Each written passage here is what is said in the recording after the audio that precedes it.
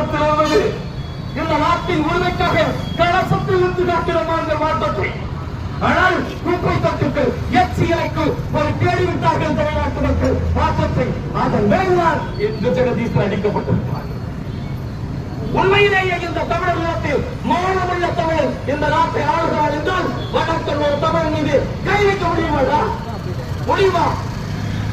இந்த மண்ணின் மகிழ்ச்சியில் ஆட்சி அதிகாரம் இருக்கிறது என்று சொன்னால் எந்த வழக்கனாவது பிள்ளைகள் கை வைக்கணும்னா வைப்பனா தெரியும். அவனுக்கு இப்போ கையை வச்சா எவன் வரமாட்டான அவனுக்கு தெரியும்.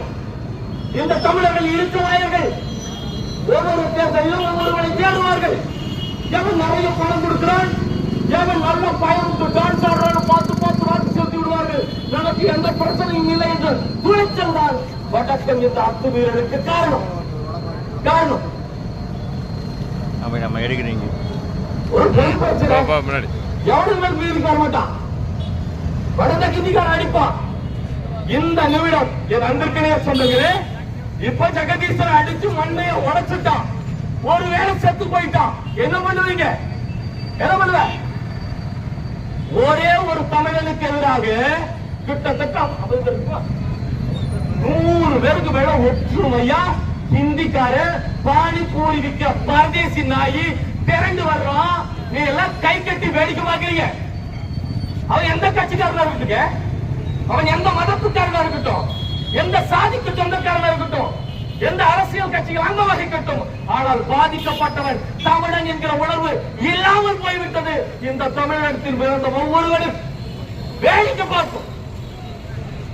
இன்னைக்கு ஜெகதீசன் வீட்டில் நடந்த அந்த கொலை முயற்சி நாளைக்கு உங்க வீட்டில் நடக்கலாம், நாளைக்கு உங்க வீட்டில் நடக்கலாம், அப்புறம் உங்க வீட்டில் நடக்கலாம். யாரை வேண்டுமானாலும் அவன் அடிப்பார், யாரை வேண்டுமானாலும் உதைப்பார், எந்த பெண்ணின் கையில் வேண்டுமானாலும் பிடித்து இடிப்பார். பள்ளு போன பாட்டியை கூட பாலியல் வன்கொடுமை செய்து படுகொலை செய்வார். ஆனால் கையாளாகாத காவல்துறை அரசாங்கமும் கை கட்டி வேடிக்கை பார்க்கும். இதை நாங்கள் தொண்டை தண்ணி வந்த கட்டி பார்த்து விட்டோம், பேசி பார்த்து விட்டோம். இந்த தமிழ்நாட்டு மக்கள் நாம் தமிழர் கட்சியை புறக்கணித்தார்கள். புறக்கணித்துக் கொண்டே இருங்கள், புறக்கணித்துக் கொண்டே இருங்கள். ஒரு நாள் ஒட்டுமொத்த வாழ்க்கையும் தொலைத்து விட்டு நடத்துவீர்கள் என்று நிற்பீர்கள்.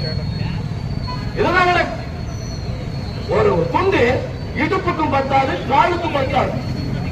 ஆரம்பம் கூட இல்லை. அந்த துண்டை இடுப்புல தட்டு எப்போ அவுந்து விழுமான்னு தெரியாத அளவுக்கு லகுடி சாலையில குறுக்க நெருப்ப நடந்துகிட்டு இருக்கிறான்.